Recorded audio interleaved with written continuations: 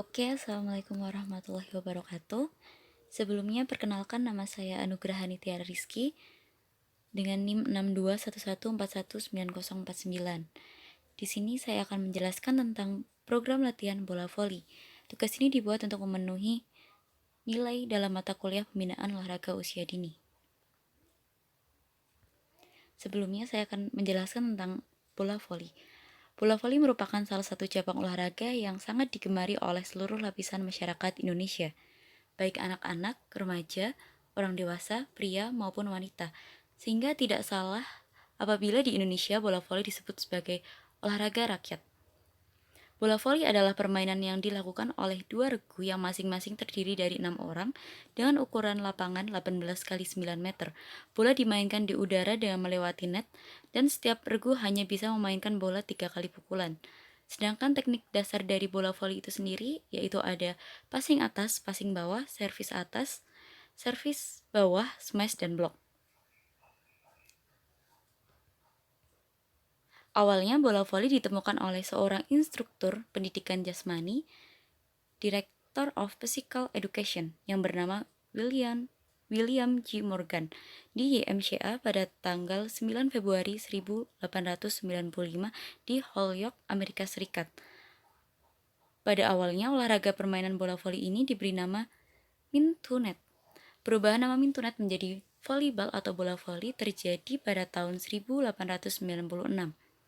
Olahraga permainan bola voli ini sebenarnya merupakan sebuah permainan yang diciptakan dengan mengkombinasikan berbagai jenis permainan yang mengadopsi 4 macam karakter olahraga, yaitu bola basket, baseball, tenis, dan yang terakhir adalah handball. Dan berikutnya saya akan menjelaskan tentang pembinaan olahraga usia dini. Pembinaan olahraga adalah bagian dan upaya peningkatan kualitas manusia yang ditunjukkan dari peningkatan kesehatan jasmani maupun rohani, serta mengembangkan prestasi olahraga yang ditekuni. Sedangkan untuk mencapai prestasi atlet, secara maksimal diperlukan pembinaan yang terprogram, terarah, dan berkesinambungan serta didukung dengan penunjangan yang memadai. Dan semakin dini usia anak senang berolahraga, maka semakin banyak kesempatan untuk mengidentifikasi dan mengarahkan untuk menjadi atlet ke cabang-cabang olahraga tertentu yang sesuai dengan bakat dan potensi. Dan berikut adalah program pembinaan olahraga usia dini. Pembinaan olahraga usia dini dibagi menjadi 3, yaitu yang pertama ada pemasalan, yang kedua ada pembibitan, yang ketiga ada pengembangan bakat.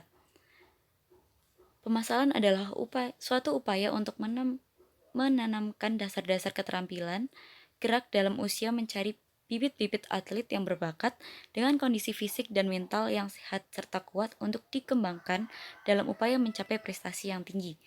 Dan yang berikutnya ada pembibitan. Pembibitan adalah upaya untuk mencari dan menemukan potensi yang dimiliki untuk mengarahkan atlet ke spesialisasi sehingga atlet dapat meraih prestasi olahraga yang setinggi-tingginya. Dan yang terakhir ketiga ada pengembangan bakat.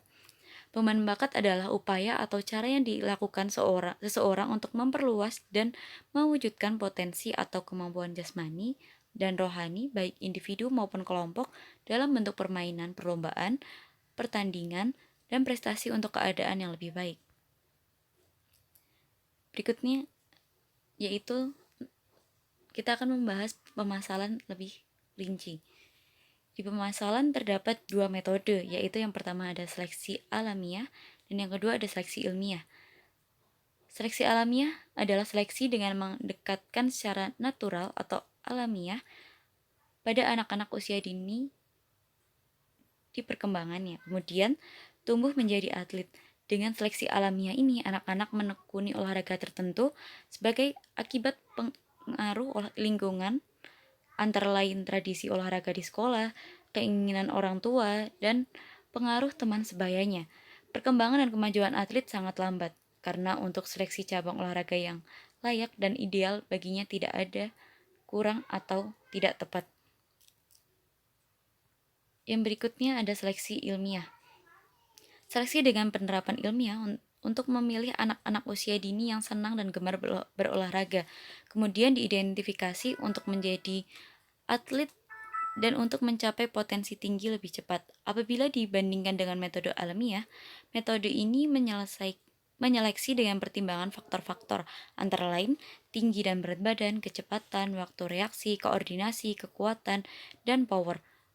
Melalui pendekatan metode ilmiah, anak-anak usia dini dites, kemudian diidentifikasi untuk dapat diarahkan ke cabang-cabang olahraga yang sesuai dengan potensi dan bakatnya. Dari kedua metode di atas, memang lebih menguntungkan seleksi ilmiah karena mempersingkat waktu untuk mencapai prestasi yang tinggi, meningkatkan kompetisi daya saing, dan menambahkan rasa percaya diri sang atlet. Namun, pada pembahasan kali ini, yang digunakan adalah metode seleksi alamiah. Walaupun metode ini dianggap kurang efektif, tetapi dengan bertahap dapat menyiapkan para atlet menjadi atlet yang berbakat. Yang berikutnya ada pembibitan. Di pembibitan ini terdapat 3 tahap identifikasi. Yang pertama adalah tahap identifikasi awal, di mana dilakukan pada masa pra-adolescensi, yaitu 3-8 tahun, yang bertujuan untuk mengetahui kekurangan fisik dan membatasi atau menghambat usaha atlet, mengetahui perkembangan calon atlet dengan cara yang sederhana, dan mendeteksi genetik yang dominan. Berikutnya ada tahap identifikasi kedua, yaitu masa adolerasi 10-15 tahun untuk putri dan 10-17 tahun untuk putra. Pada tahap penting pemilihan calon atlet, teknik yang digunakan yaitu untuk menilai dan mengevaluasi dinamika, parameter biometrik dan fungsional, serta peran psikolog yang sangat penting untuk melakukan fisiologi secara menyeluruh. Yang berikutnya adalah tahap akhir atau tahap identifikasi akhir.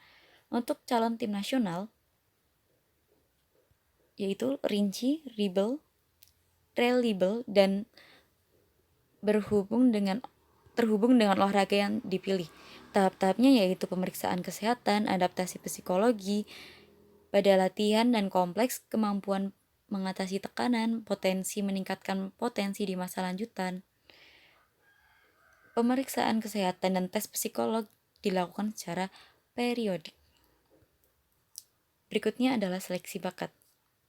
Seleksi bakat yaitu untuk memilih calon atlet agar menuju atau spesialisasi cabur tertentu. Dapat dilakukan dengan cara seleksi khusus dari cabur yang bersangkutan, kompetisi khusus, dan pekan olahraga, dalam hal ini bola voli. Sedangkan untuk menemukan seorang atlet dalam satu cabur tertentu, yaitu terdapat 4 tahap. Yang pertama ada 1. Analisis yang lengkap tentang fisik dan mental sesuai dengan karakteristik dari cabang olahraga. Yang kedua ada evaluasi, yaitu bersifat umum dan khusus dengan menggunakan instrumen yang spesifik dari cabang olahraga. Yang ketiga ada seleksi, harus berdasarkan pada karakteristik antropometri, kemampuan fisik, dan karakteristik kejiwaan yang semuanya harus disesuaikan dengan tahap dari perkembangan fisik anak. Yang keempat ada evaluasi dan seleksi, di mana harus berdasarkan data yang komprehensif.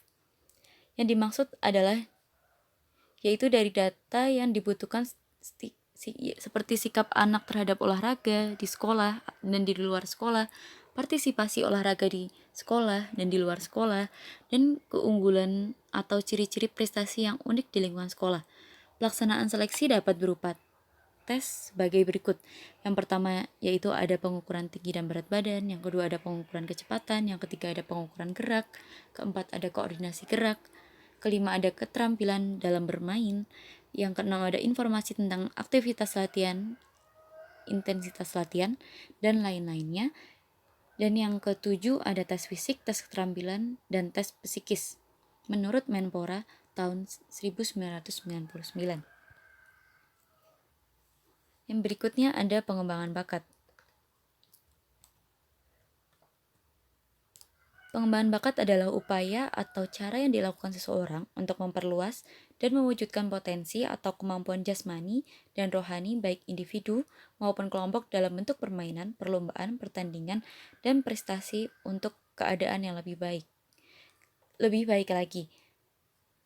Dan di sini terdapat 2 pendekatan untuk pengembangan bakat, yaitu yang pertama ada pendekatan pertama, yaitu ada 3. Yang pertama biometrik. atau tinggi badan dan rentang tangan. Yang kedua ada biomotorik, yaitu power anaerobik tinggi, kapasitas aerobik tinggi, dan koordinasi seperti lempar tangga bola, lari 40 meter, dan masih banyak lagi. Yang ketiga adalah psikologik, yaitu kemampuan berpikir untuk menjalankan taktik semangat kerjasama, tahan terhadap kelelahan dan stres, seperti tes intelijensi, sosiometri, dan stres inventory. Yang kedua yaitu ada pendekatan kedua.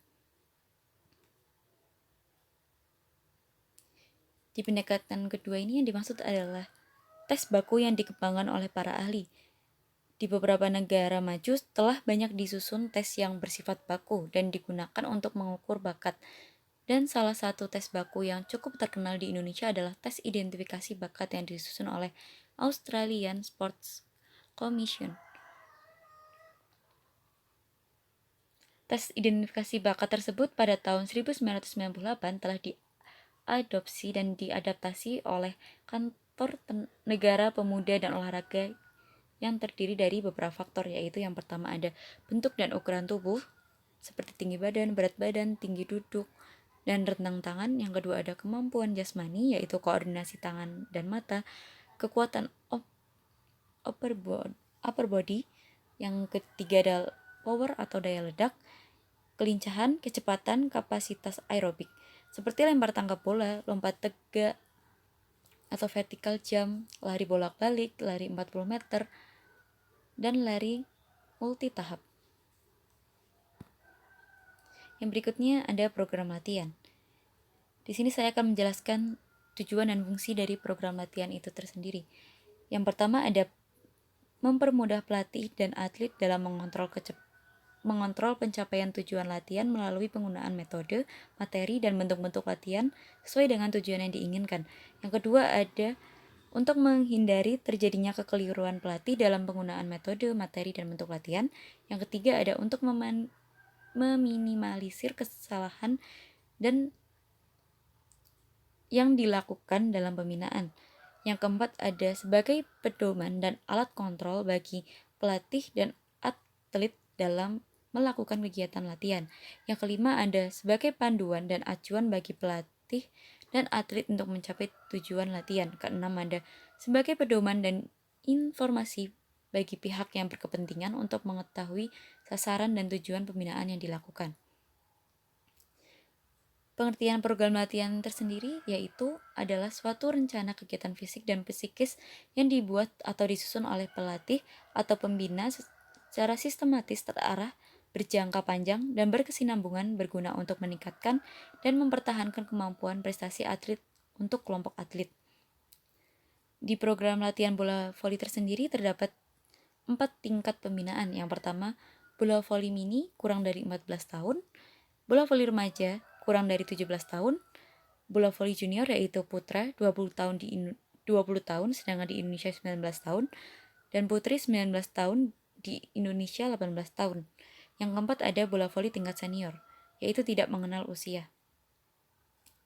Berikut adalah programnya. Terdapat 3 program. Yang pertama adalah program jangka panjang lebih dari 8 tahun. Program jangka panjang paling tidak perlu waktu 10 tahun. Batas usia junior bola voli 20 tahun putra, 19 tahun putri sudah diperhitungkan jika latihan intensif pada usia tersebut. Fisik, teknik, taktik, dan mental sudah dapat mencapai titik maksimal. Setelah junior, pemain siap untuk melakukan sistem kompetisi karena mereka sudah dianggap mampu baik dalam teknis, fisik, dan taktik. Permainan tinggal mengembangkan taktik-taktik kelompok dan taktik tim dalam permainan-permainan yang baru saja didapatkan. Yang kedua yaitu ada program jangka menengah 3-4 tahun. Yang pertama yaitu program bola voli mini jika menyesuaikan kalender Dignas atau OOSN tingkat SD 2-3 tahun sampai dengan 11 tahun, tingkat SMP 3 tahun sampai dengan 14 tahun. Yang kedua ada remaja yaitu 3 tahun sampai dengan 17 tahun. Yang ketiga ada junior 3 tahun sampai dengan 20 tahun.